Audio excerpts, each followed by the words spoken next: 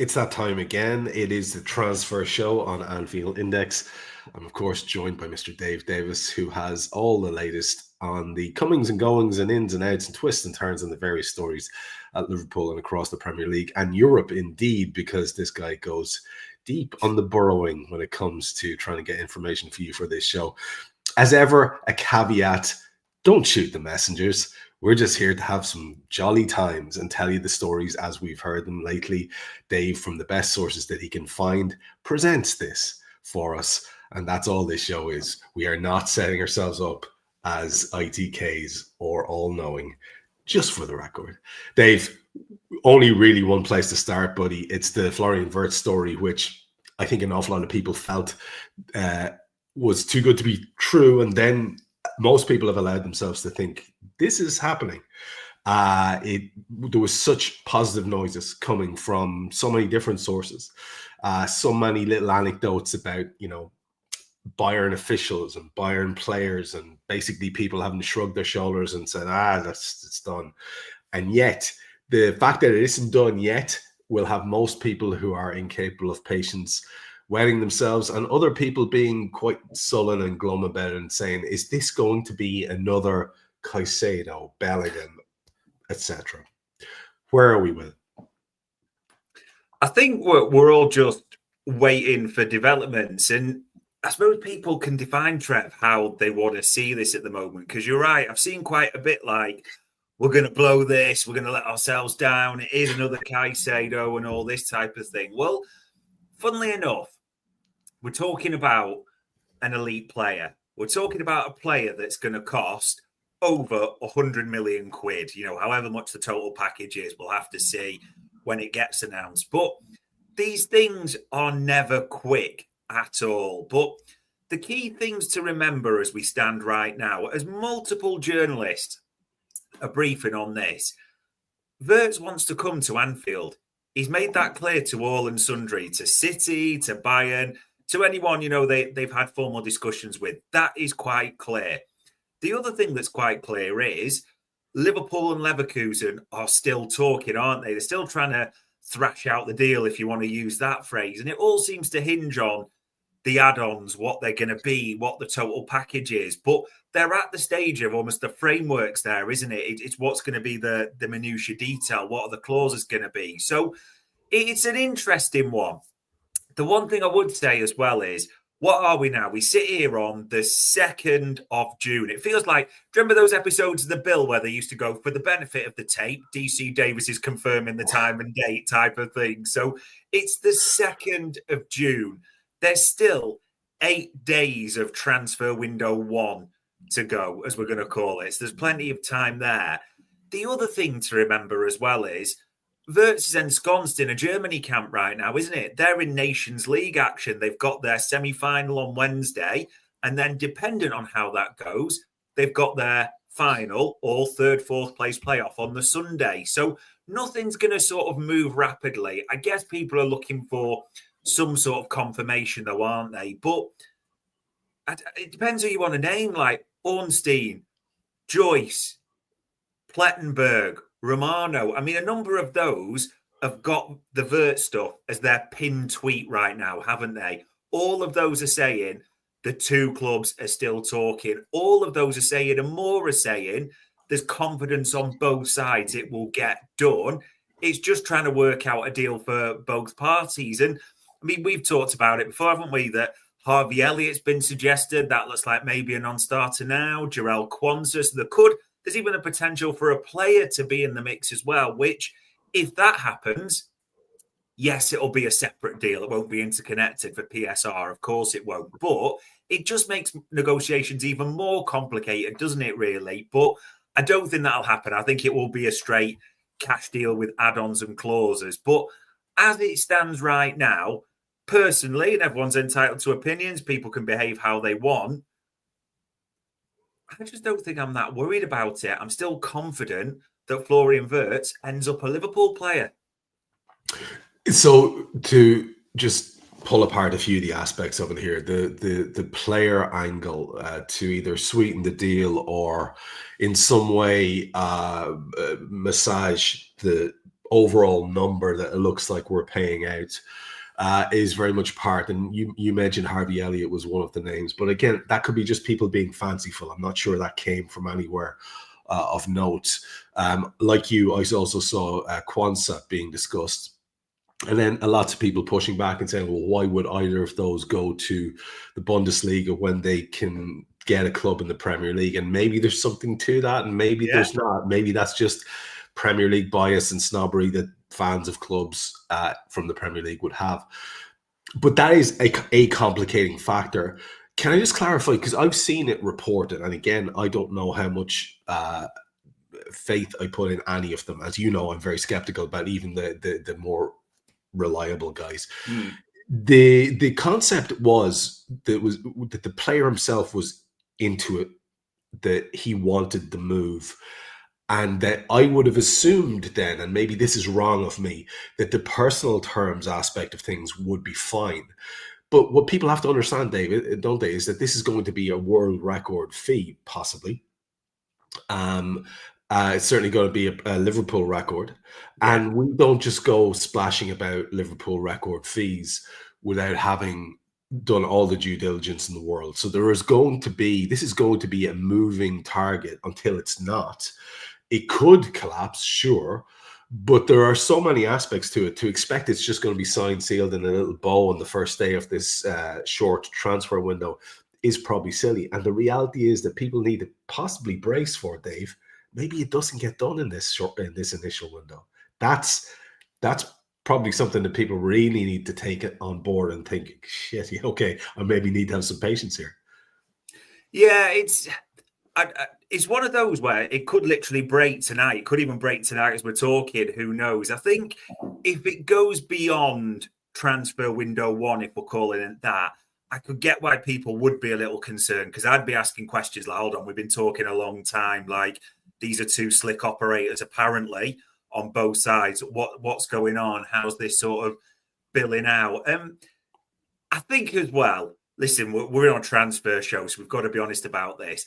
I think sometimes people are filling the silence a little bit with stories, aren't they? They're still in advanced negotiations, and there's a little to and fro. And let's be clear, as a few journalists have said, Leverkusen are giving information to the German side. Liverpool are giving information to the patch journos and the others. There's all a little bit of back and forth. But yeah, as it stands right now, people are entitled to think what they want. But all I can really say is, as I sit here, from the info we've got, from what we're hearing, I'm pretty confident that Vert ends up at Liverpool. And so if that is to be the case, and we can all just be positive thinking about this, can I suggest that those of you who are out there perhaps doing your team generator things, work out where it is that Verts actually plays, because that is driving me insane. Some of the fancy full 11s I've seen. And these will be the people who are most vocal about why, FSG should be out, etc. If it's not being done immediately, and they don't even seem to understand where the guy plays. But there are plenty of other stories where we have a little bit more meat on the bone. And one that's edging towards a conclusion that's not going to be a happy one for a lot of people who have taken him to their hearts is the fact that Luis Diaz seems to be more out than in, to use a phrase from the earlier part of the season at the moment. And I think an awful lot of people, with his strong finish to the season, his strong beginning to the season, the fact that he is this dynamic, bustling player, the fact that he's got one of the best songs ever, so he's obviously quite well got. And he is a guy who makes things happen, even if his end product isn't really what we want in terms of the full number crunches. But there have been some posts lately, and we're all getting all amateur psychologists, aren't we? Reading between the lines. We were doing it last week. I was doing it last week with Simicus, and we got to be quite expert in it with various people. People were looking at what Harvey Elliott was saying, what Robbo was saying. But both Diaz and his wife have put posts up, which depends on how you want to read them, could be seen as, like the others, sort of the initial part of a farewell. Are we any closer to a solid offer around Diaz from either Barcelona, who are linked, or from Saudi, who we know are interested? Yeah, I think there's expectation in the near future that one of those is going to step up in a specific one. It's like you said, the Saudi links there. Romano's mentioned it. Paul Joyce has done articles on it as well. So, there's real smoke, if you want to call it that.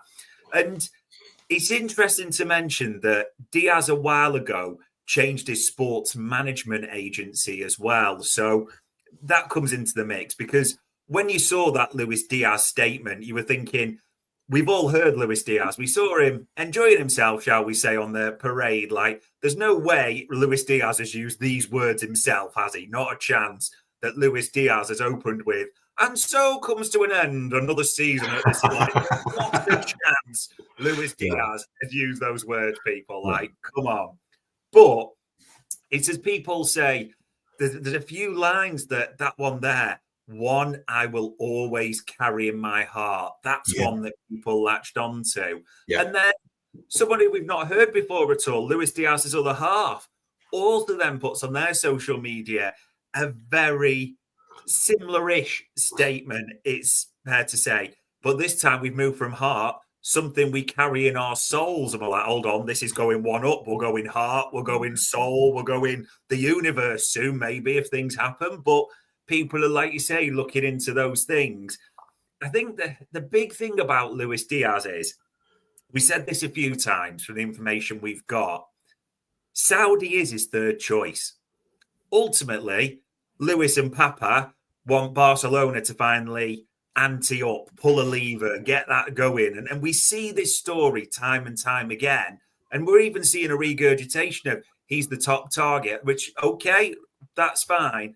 But Barca have got to find some cash and pull some levers. And how much do we believe in that, really? So option number one, how credible?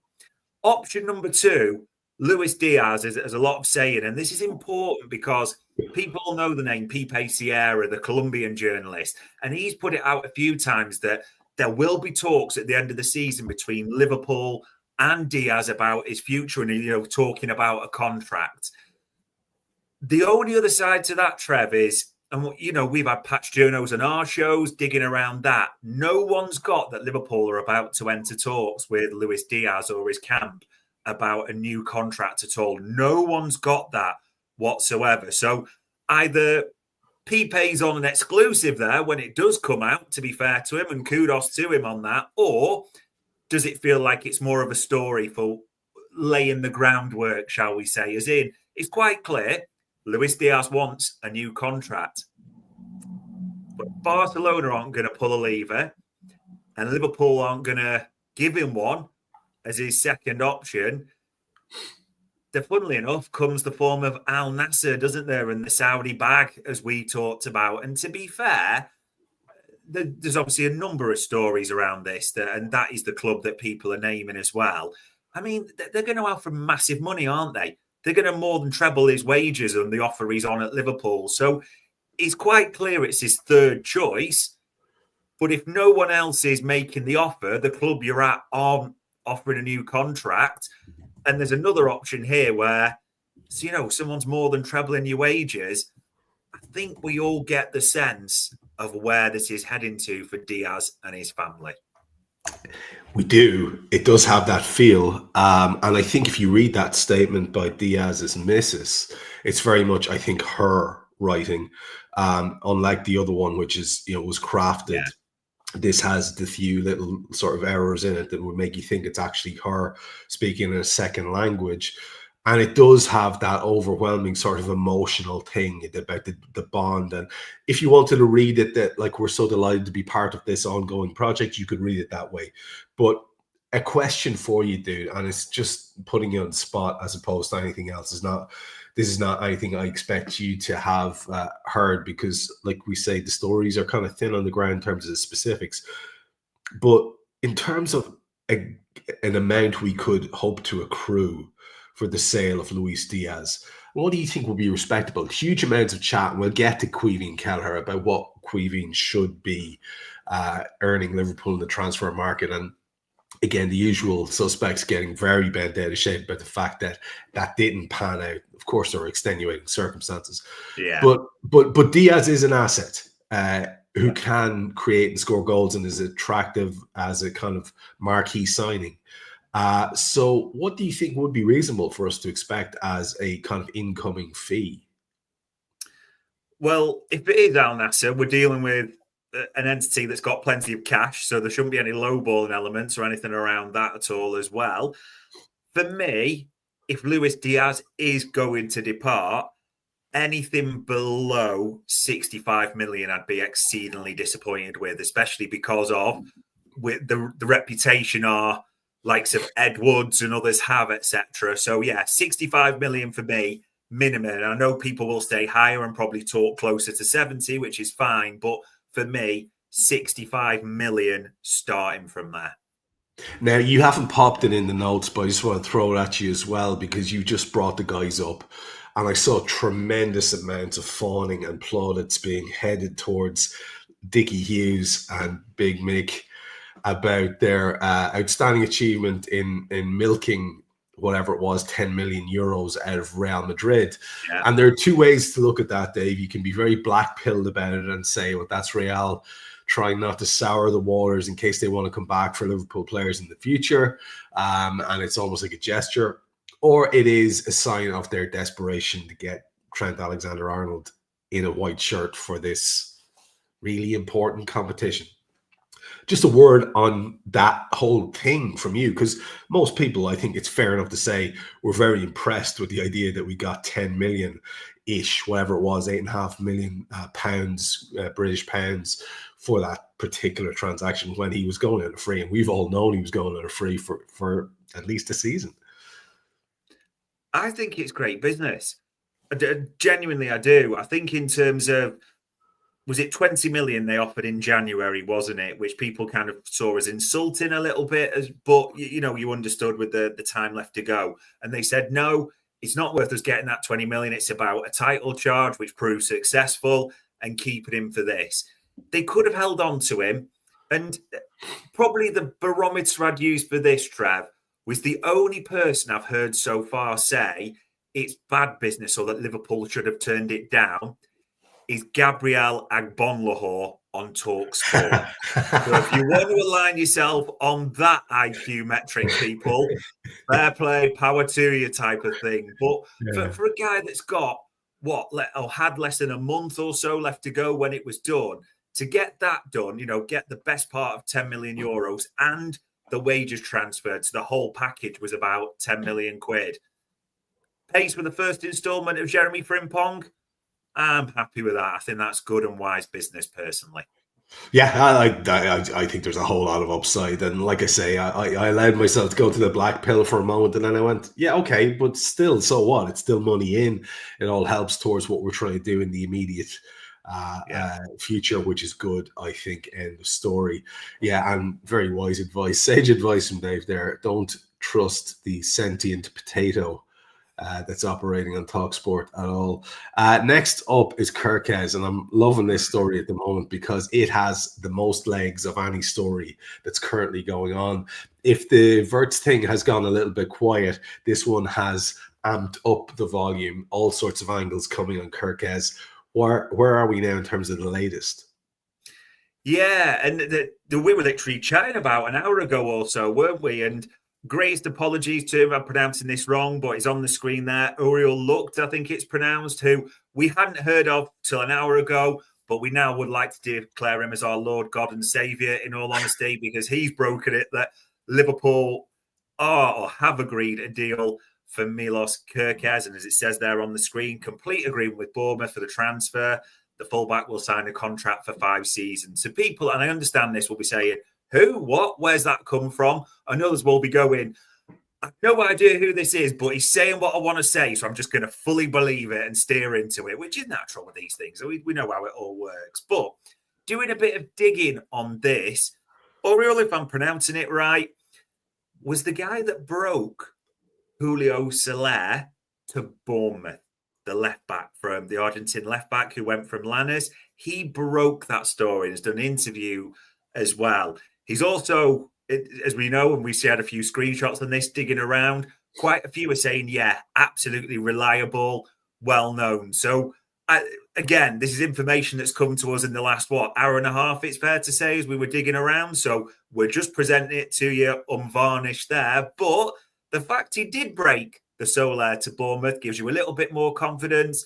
As we also shared screenshots, quite a few journalists have almost, I don't know what you call it, vouched for him, should we say, or said, yeah, this guy's reliable in that regard as well. So all we can do is present that. But it's also fair to say, and again, you can make a decision on which journos you like. A few have mentioned this. Romano did the famous hourglass, didn't he, with the eyes and things like on this one as well. So I think we're hoping, maybe expecting, to be fair, some news or developments on this.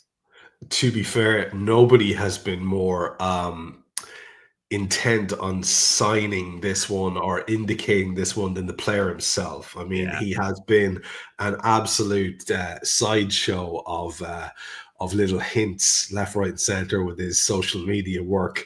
And you can see why he would really want the move, obviously.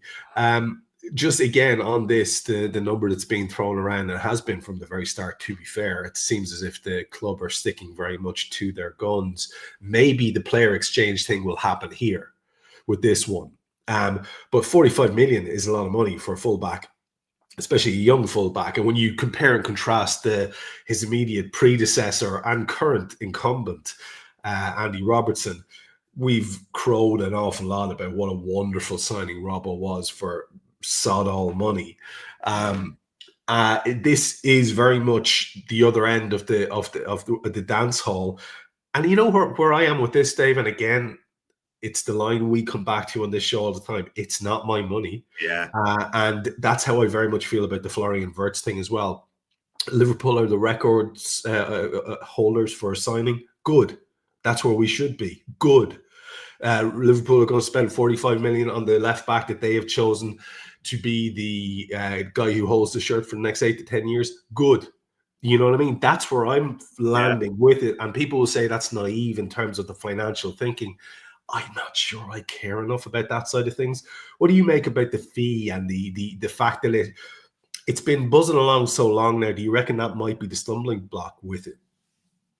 I do. I do think that the player wants to come. It's been, wide report by many that there's an agreement. I mean, he's about as subtle as Sledgehammer on social media, isn't he, as well, with all the things he's liking, tweeting, and, so it's quite clear it's wanted from one end. But, I mean, we've talked about this. Bournemouth are in such a strong position, aren't they, because of the funds they've got in from the likes of Huijsen.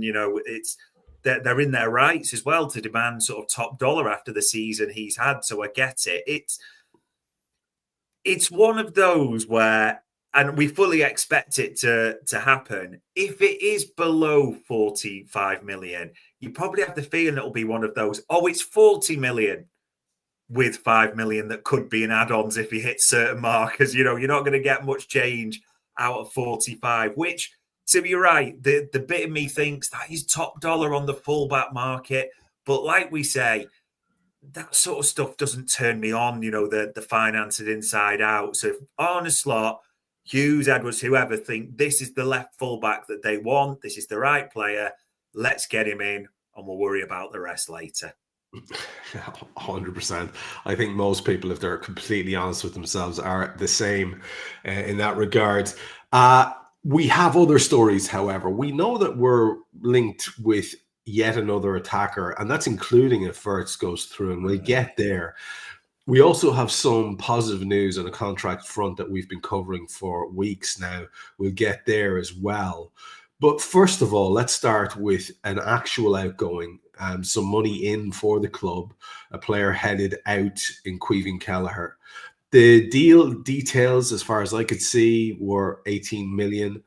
And again, when you factor in that most people were hoping for 30, that's where an awful lot of people were, a little bit disappointed, I think. But it could have some very beneficial side effects, this whole deal. And I know you've got a few angles here that you wanted to talk about. There's also one of our young attackers who can't seem to get near or get a sniff of the first team here, who is in demand from more than one club. So let's start with Kelleher and go to the other outgoings.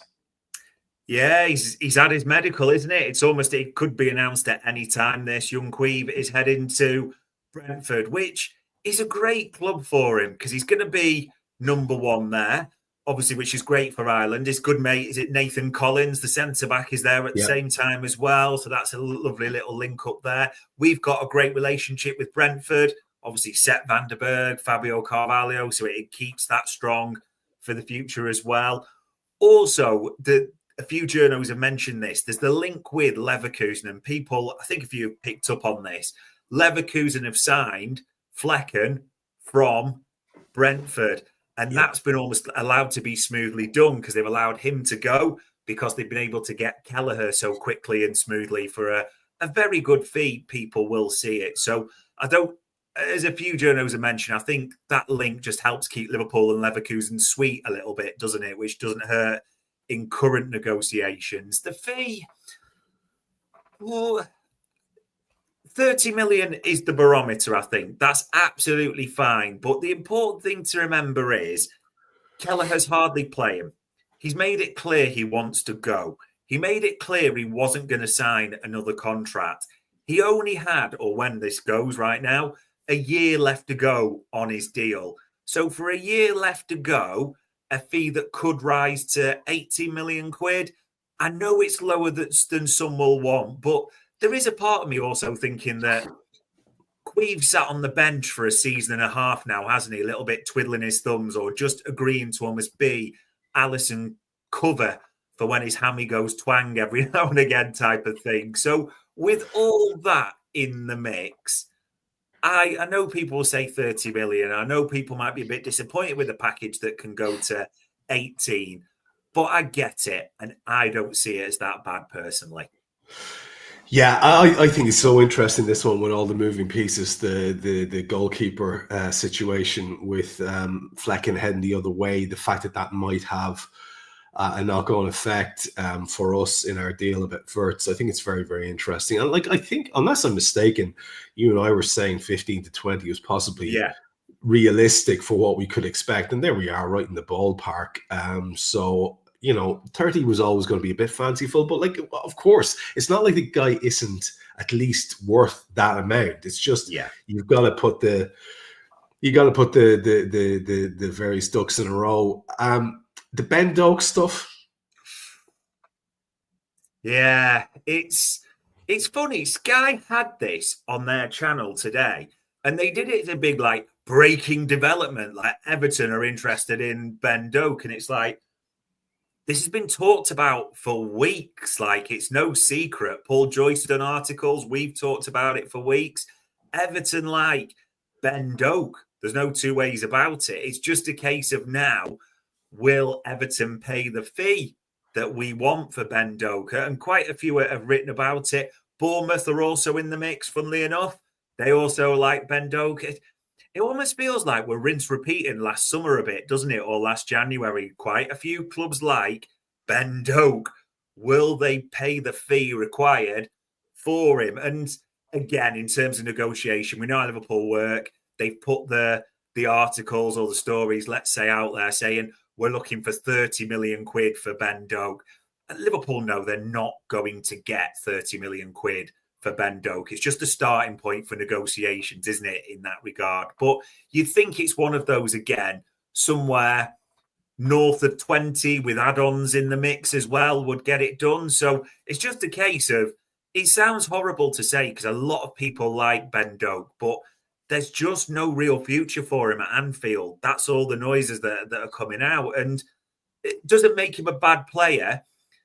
But when you're up against Salah on the right-hand side, and if you want to play in the other positions, the likes of Florian Vert are coming into the mix. And there's other talented youngsters and, other forwards looking to be brought in before you even look at what's there.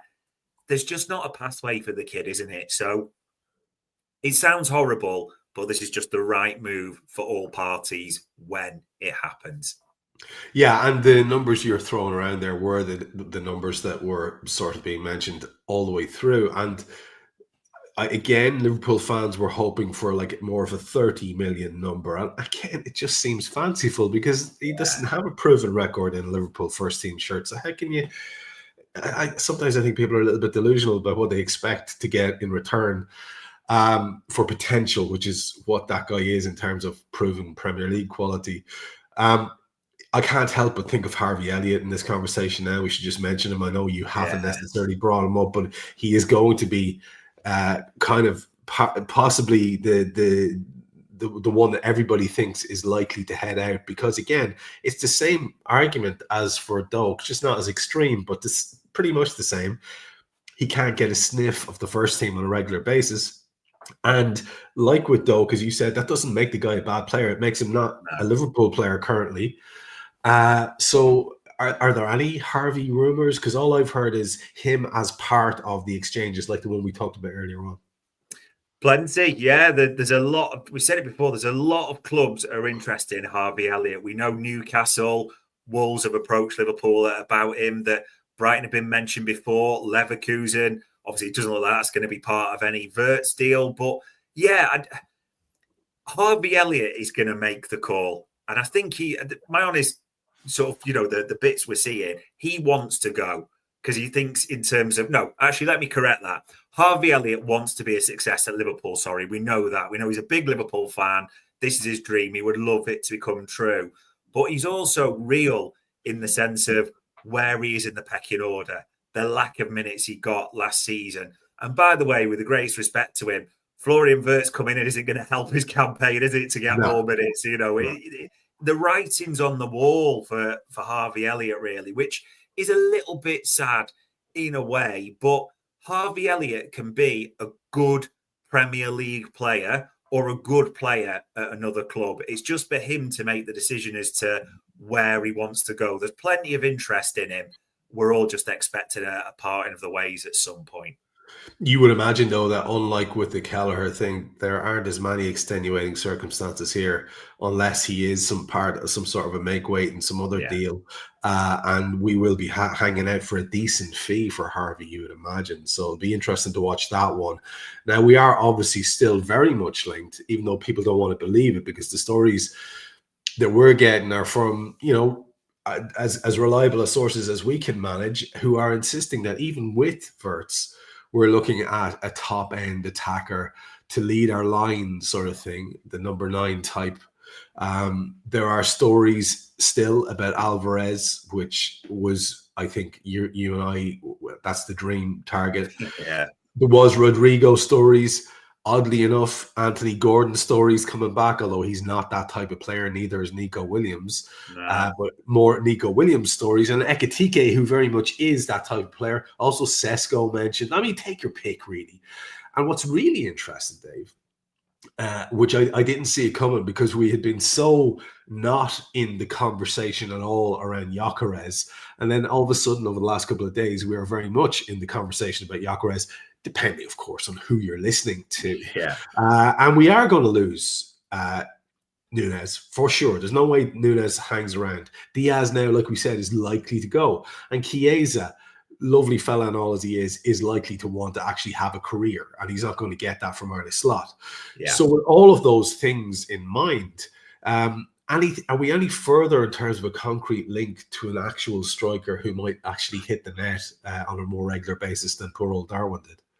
I think, honestly, again, just almost like trying to sound like rinse repeat a little bit, but Tijuana Tacos, again, that when we're asking around, Trev, it's the same, that Liverpool are definitely looking, is the noise across the board, for another attacker after Verts comes. And we said before, they've been looking at all different types, almost on previous shows, hadn't we? Like a number 9. And then Sam Maguire had this exclusive, and it is his exclusive, it's fair to say, and it's been stood up by a few, that Ramos, who PSG are quite happy to sell, is a Mendes client. We've got that relationship quite strong. So this could be one that it's not top of the list, as Sam writes. It's well down the list. But in terms of the value in the market, this could be one where they think, do you know what, that's the best value one, so we'll pull the trigger on this. So it is a real possibility. But as you mentioned, other journos saying Nico Williams, Anthony Gordon, even players that come wide and could play as a forward, and, an interchanging front line as well. And then I remember we talked about this ages ago. We're saying we're hearing nothing. Gyökeres's name comes in the mix all of a sudden over the last few days, and plane spotting's back in the mix, isn't it? And people are calling out flags to Stockholm and back and all this, and betting agencies are moving him to favourite all of a sudden in the options. So people are looking at that. Got to be completely honest on this. We've always said we had nothing on Gyökeres, and even digging again today with all these things, everything we're getting back is no, not heard anything on Gyökeres. So maybe the plane spotting brigade have got it, but we haven't in this regard. But like you said, Núñez is clearly going to go. The smart money says that Diaz is now going to go. You'd be betting crazy money to think Chiesa's still at the club. You never know, stranger things, but you wouldn't really bet any solid money that he's at the club. So if those three go, you can't just replace them with one Florian Vert in terms of numbers and minutes that way as well, can you? So, yeah, it's a full expectation. And it's probably right to say that it's unlikely this one would get done in transfer window one, would it? Probably a bit further down the line because there's sales and other things to do. But there's a real expectation that another attacker on top of Vert arrives at Anfield this summer. I mean, it properly is. In terms of the names we're being linked to, it properly is the Tijuana Tacos. We are looking at quality footballers, which is it's marvelous. You gotta love jet tracking time of the year, and hats off to Anfield Index's own Adam Patricione, who's quite the leader of the plane trackers. I have to say, always knows where all the jets are. A lot of action in Blackpool at the moment. That's all we're saying. We have one last story, and it's good news, Dave, because one of the things that we've been fretting about over the recent times was we have so much change to make across this team that we'd love to be able to hang on to the very best of the lads that we have. And in that category is where Ibou Canate falls. And there were all these stories and then some really interesting quotes that emerged, I think, between when you and I have done this show and the last one. Further quotes. And he seemed a little bit miffed at how he'd been sort of misrepresented as regards. And he was still quite vague, don't get me wrong. He was still quite vague, but not in a negative way, not in one of those ways like, where you'd think he's on his way out. It does seem to be a bit more positive around Ibou Canate staying at the club. Yeah, I think there's nothing. We have to be careful because I think some people say, "Oh, is it done?" Like there's no indication this is done, but from almost a wall of silence around Canate and the worry that we weren't hearing anything, which was not a nice veil of silence, to Canate starting to speak about it. Canate saying as well, "Yeah, my agent's starting to speak to the club." Paul Gorster and others mentioning today that, yeah, absolutely, there are talks ongoing between Canate's agent at the club. It's not a resolution, but it's a positive at the same time from where we were. And we've talked about this. For all the summer business we've got to do, and we want, obviously, Liverpool to do a lot of summer business, getting Canate re-signed is a big thing for us. There's no two ways about it at all. And it's interesting. We've talked about this. There's no real centre-back links anymore, is there? There's nothing really pressing. We've got left-backs linked. We've got right-back signed. We've got, whether you want to call Wirtz a 10, an attacking midfielder, a false, whatever. But all centre-back links seem pretty dry at the moment. And maybe it might be 2-2 and getting 26, but you're just hoping that there's maybe a decent announcement in the near future around the guy on the screen. Fingers crossed. You've got to love the Liverpool fan account I saw today, who was saying, please come and join, be the final link in the strongest team in the world, brother, and wanting Ibou to go to PSG.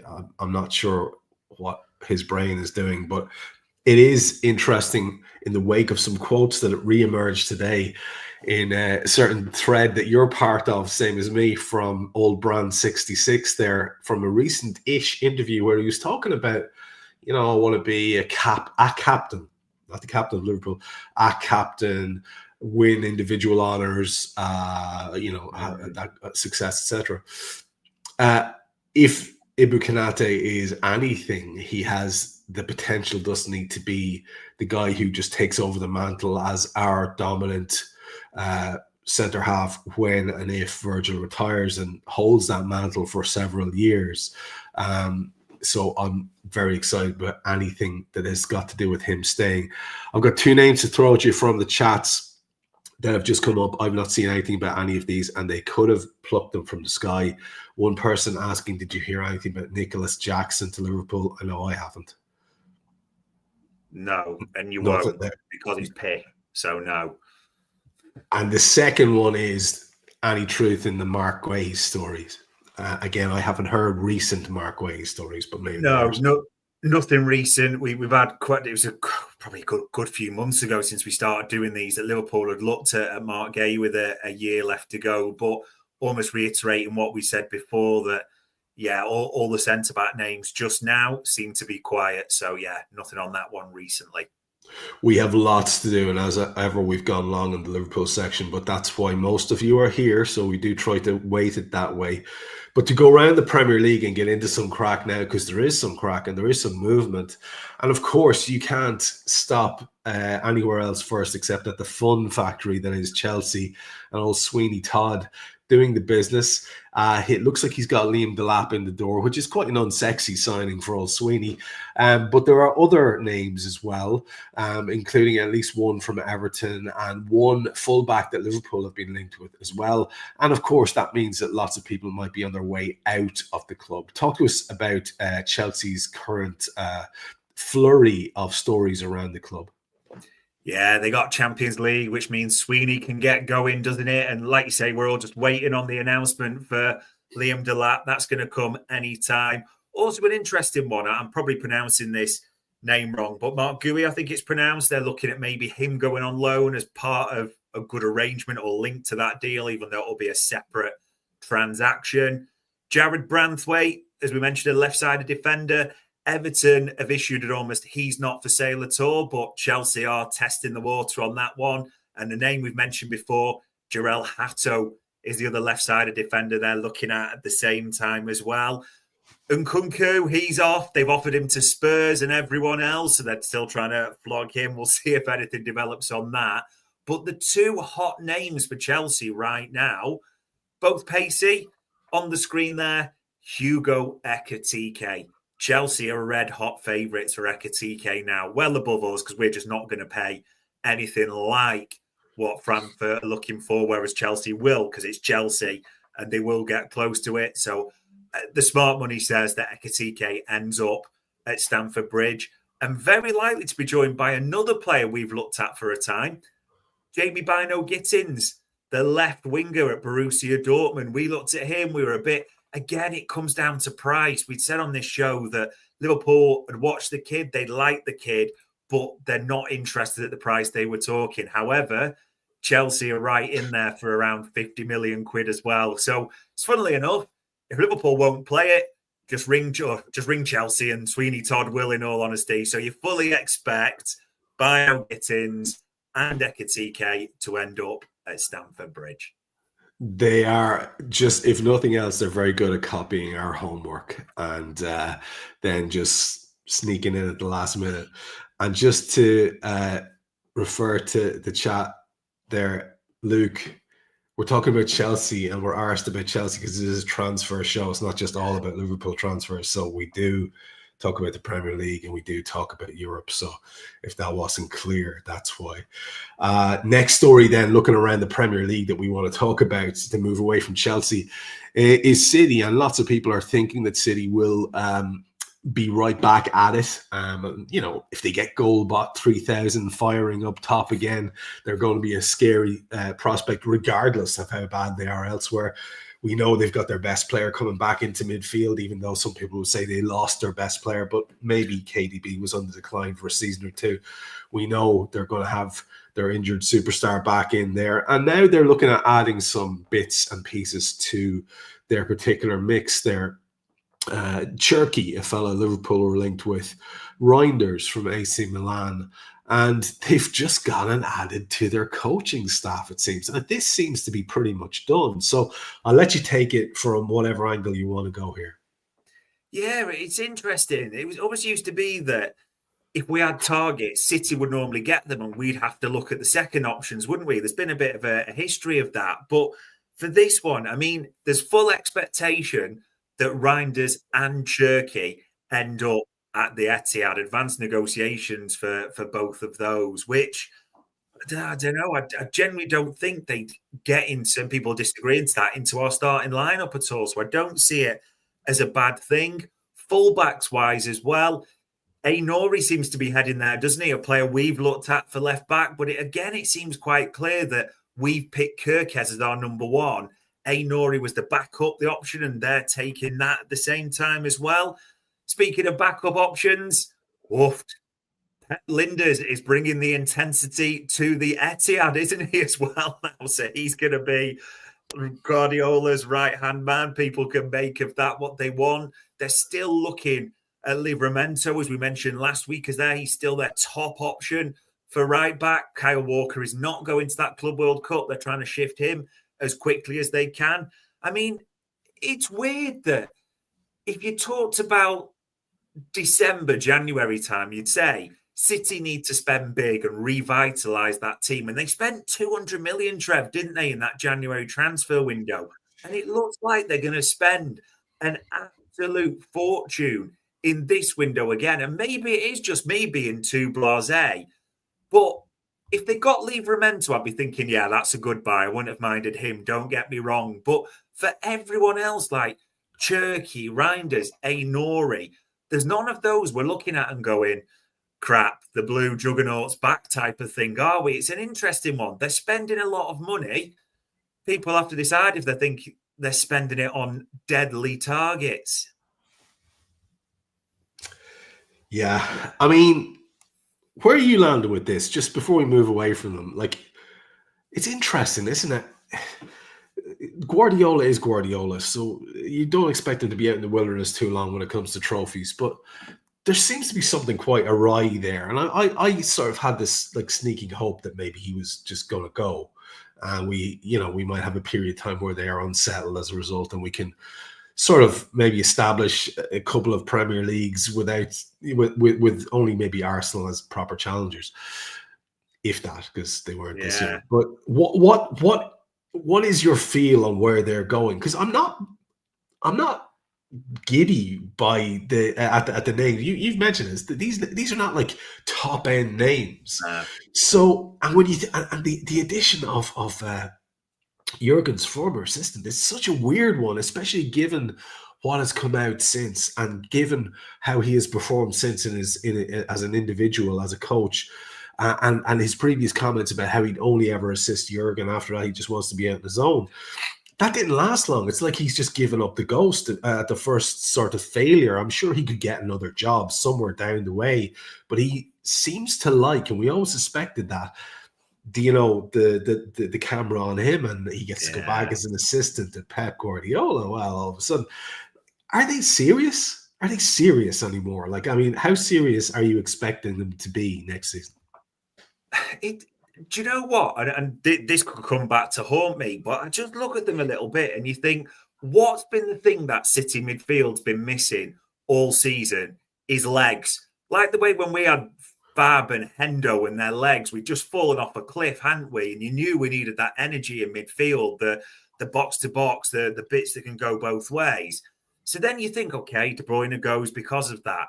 Cherky does no defensive running whatsoever. Mo Salah does more defensive work than Cherky, just to, put that in context. Reinders as well.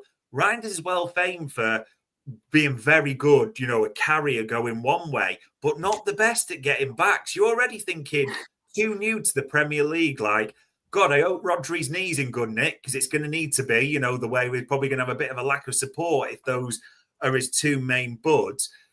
Nori, a good player. If we'd have got him, I don't think we'd have complained. But again, it comes in that good player. It's not one that terrifies or you think like it really moves the needle that way. So, and even Marmoush was the biggest signing, wasn't he? And the two others that came in January, those two young central defenders, I think he's just like hidden them in a cupboard under the stairs, throwing them raw lettuce now and again. They don't even see the light of day, them two kids, do they? So it's an awful lot of money where you just, and again, could live to regret this.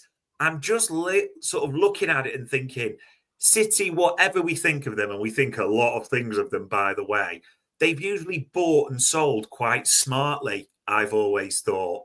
This time, and with Pep going, I've just got visions of like meltdowns on the sidelines. You know, when Guardiola's giving it and the hands are going, and Pep Linders is going like steel fourth, put the backstop, like, and doing like just hands, and like it's the Latin version of Mad Dog, Tyndall, and Eddie Howe type of thing. It could be beautiful just to watch the meltdown.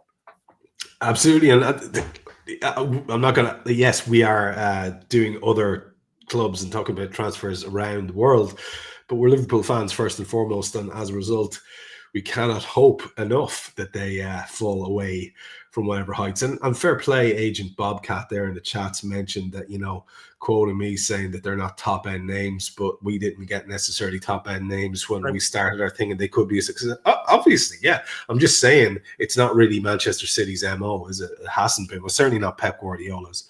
He gets the people he wants and has always got the money to do that. So we will see. Wow, some seriously black-pilled people going on there in the chat as well about how it's going to be a dark summer. Fair play to you, lads. Keep the package up. We have at least one or two more stories in the Premier League as well. Arsenal, I guess we go to next. And if everyone's being linked with a striker, no one more so than Arsenal. And I think Gyökeres was the one who seemed to be most likely for them. But now we're hearing a lot this week of Arsenal and Sesko. And he does seem to tick a lot of boxes in terms of what Oleg Ohen might want by way of a striker. What's the latest there with Arsenal's pursuit of goals?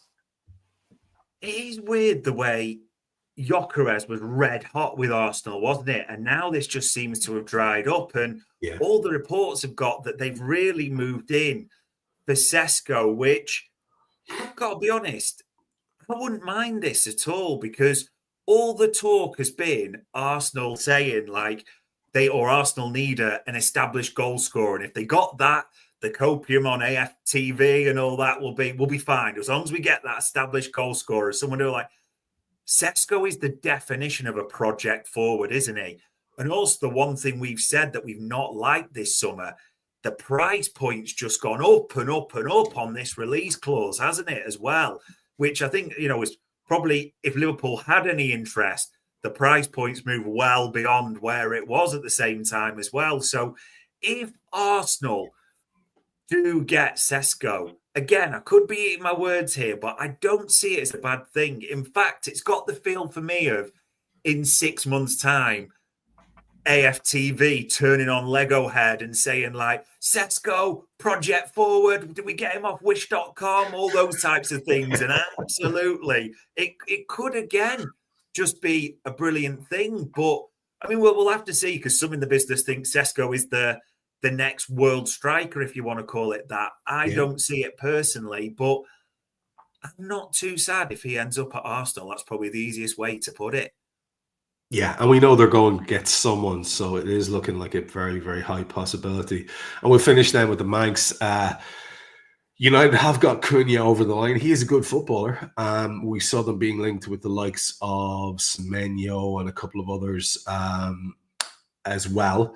But we know, don't we, from looking at the open top bus, that was already a highlight of my summer.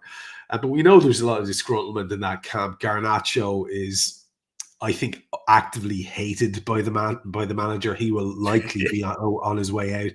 And Bruno Fernandes is someone they can still make a bit of money off, who would probably like to get out of what must be. It must have turned into quite the hellish nightmare for him. Yes, of course, he's highly rated by everybody still, excessively so, I think. Like, people including him in their team of the year and stuff like that is wild to me. We can see he's a talented lad, but there could be a chance to, towards the end of his career, grab a big bag of Saudi cash, perhaps, for him. What do we know about United, what they're up to, apart from the Cunha thing? And are the details of that finalised? Because I didn't see the very final details of that.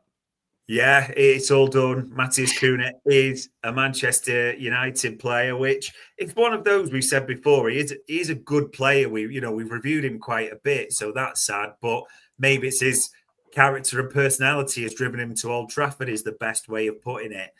Bruno, I mean, this is an interesting one. It's kind of got the feel to me of United want this to happen, but they can't say they want it to happen because they can't just go like, listen, lads, we're in an absolute state financially and 100 million quid for this. I know, like, he's our captain, but it will solve us a lot of things and we can make that. They don't want to be seen to do that.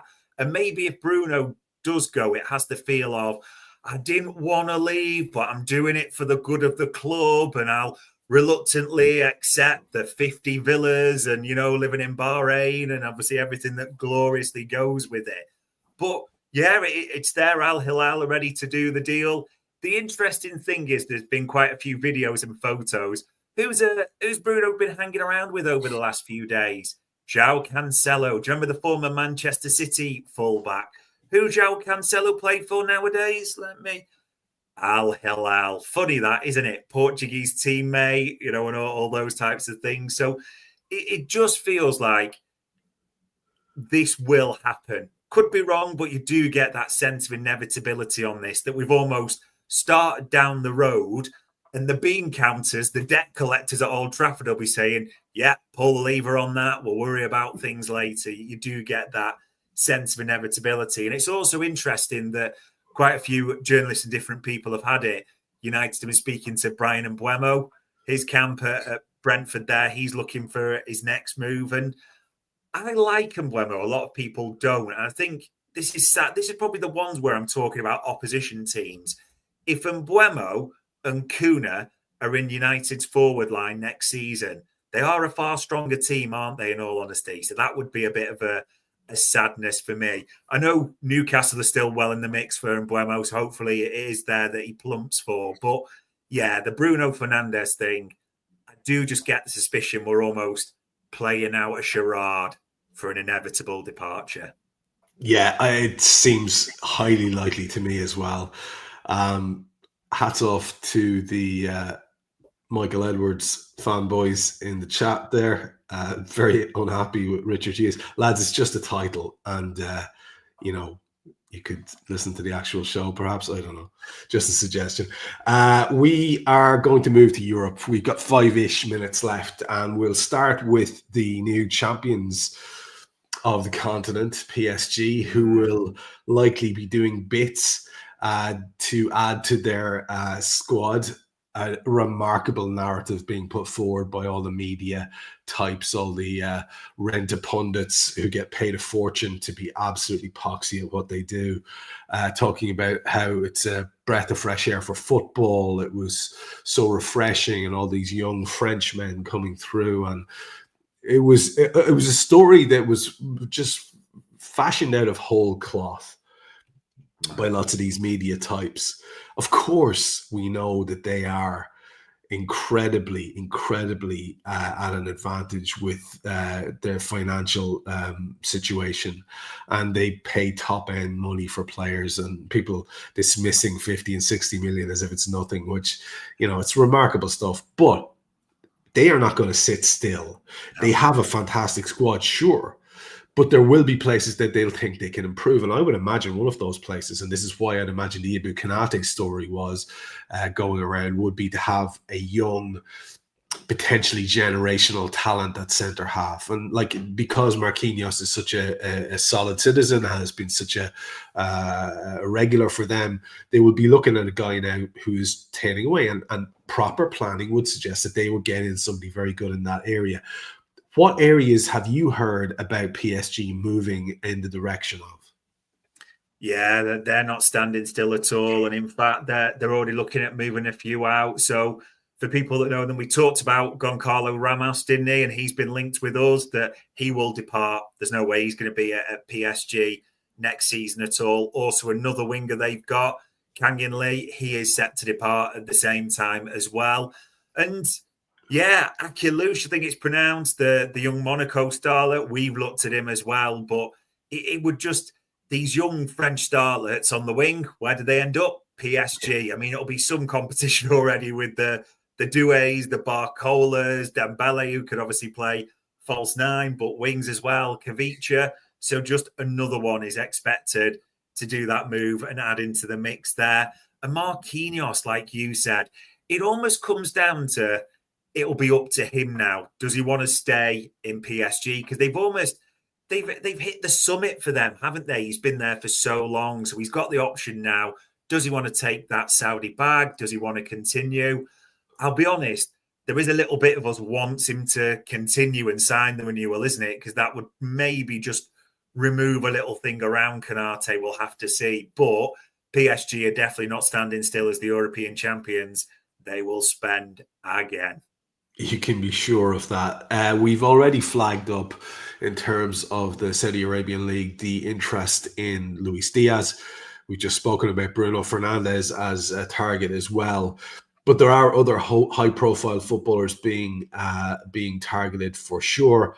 And what's really interesting is what they're looking to do in terms of getting some managers in. Like, they're not looking at the lads who are the equivalent of the aging players looking for one last paycheck.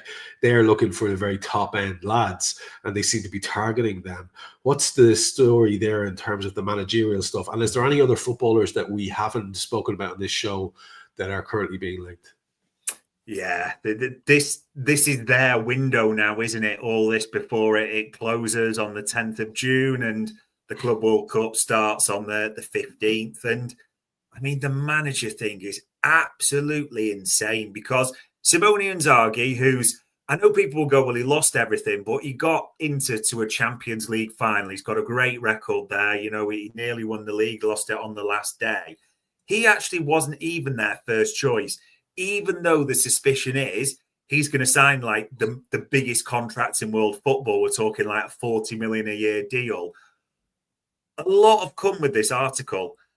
Zidane rejected a 1-year offer of 100 million euros, and that was to take charge of Al Hilal. Wow. 100 million euros for a 1-year deal to basically have mainly Zidane's name there, but he obviously wants to coach the French national team apparently and keep himself available for that. I mean, Luis Diaz, as we mentioned before, is well in the mix. Ronaldo, all the stories are coming out from Saudi Arabia that everyone knows Ronaldo is washed.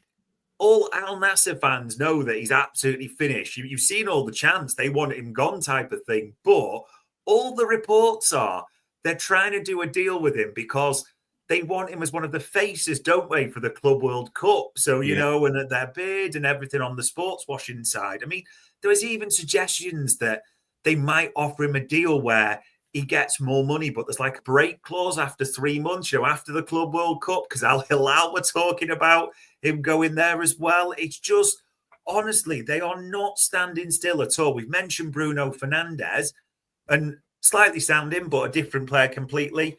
Theo Hernandez at AC Milan, they're also talking to him. So they will put bags of money in front of people in the next week or so before this window one closes. This is their window, isn't it? They're trying to move things along quite quickly. But, I mean, 1 year, 100 million euros for a manager, not even for a player, for a manager. That is what you're talking about. Like, they really could, just for this bit, shift, just completely be a paradigm shifter. It's insane what they're putting in front of people. Yeah, hold on to grab a hold of your butts, lads, because that disruptor effect is going to be at its greatest in the week to come. And whether they're successful or not is another thing, but we could be seeing a couple of Liverpool lads leaving in that period of time. That's how real this is, because, as you say, you dangle that much money in front of anybody, they're going to say yes, or there's a high chance of it. Last story then, the Club World Cup is having a knock-on effect.